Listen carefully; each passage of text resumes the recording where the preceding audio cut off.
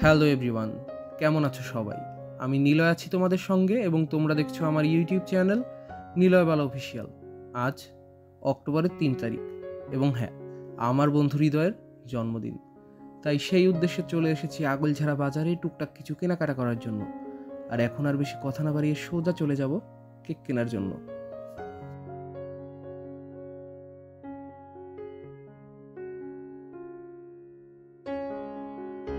আমাদের সব কেনাকাটা শেষ, তাই এখন আর খুব বেশি দেরি না করে চলে যাচ্ছি কোদালধোয়া। ওইখানে হচ্ছে আমাদের আর এক কলেজ ফ্রেন্ড লোপাদের বাড়ি, আর ওর পাশেই হচ্ছে হৃদয়দের বাড়ি। লোপাকে আমি আগে থেকেই সব কিছু জানিয়েছি, কিন্তু হৃদয়কে এখনও কিছুই জানানো হয়নি, কারণ ওকে সারপ্রাইজ দিতে হবে। আমি এখন আছি কোদালধোয়া বাজারে, আর তোমরা এখন যে বৃষ্টি দেখতে পাচ্ছ তার ওপারেই হচ্ছে লোপাদের বাড়ি। আর লোপা জানিয়েছে ওরা আর আসতে হয়তো 10 থেকে 15 মিনিট সময় লাগবে। আর লোপা আসার পরেই কিন্তু হৃদয়কে ফোন দেওয়া হবে।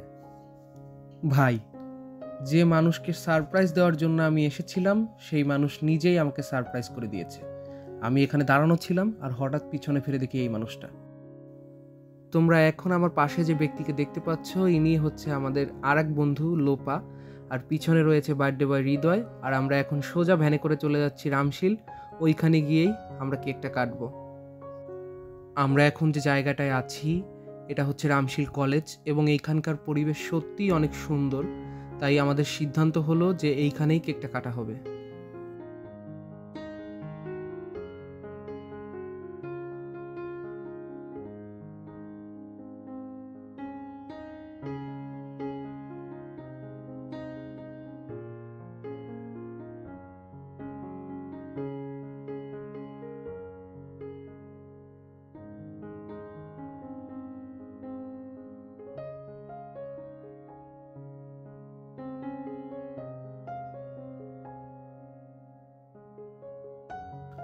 আর তোমরা এখন যাকে দেখতে পাচ্ছ তিনি হচ্ছেন ফিউচার মেকানিক্যাল ইঞ্জিনিয়ার অনুপম, যিনি বর্তমানে পটুয়াখালী আছেন, তাই তাকে আমরা ভিডিও কলেই যুক্ত করে নিয়েছি।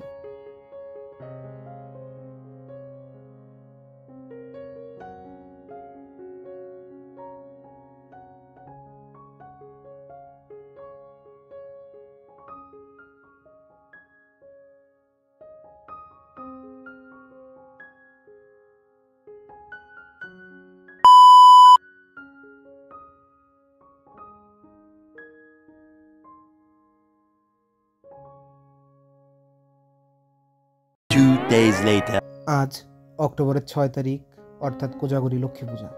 তো সবাইকে আমাদের পক্ষ থেকে কোজাগরী লক্ষ্মী পূজার অনেক অনেক শুভেচ্ছা।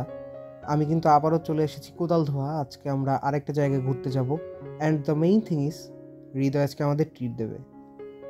আর ওয়েট করতে করতে কিন্তু হৃদয় এই যে চলে এসেছে। আমরা সবাই মিলে কিন্তু আমাদের গন্তব্যের উদ্দেশ্যে রওনা দিয়ে দিয়েছি এবং সিদ্ধান্ত হলো যে আজ আমরা যাব পয়সার হাট। Oh by the way, Anupam, we all are missing you.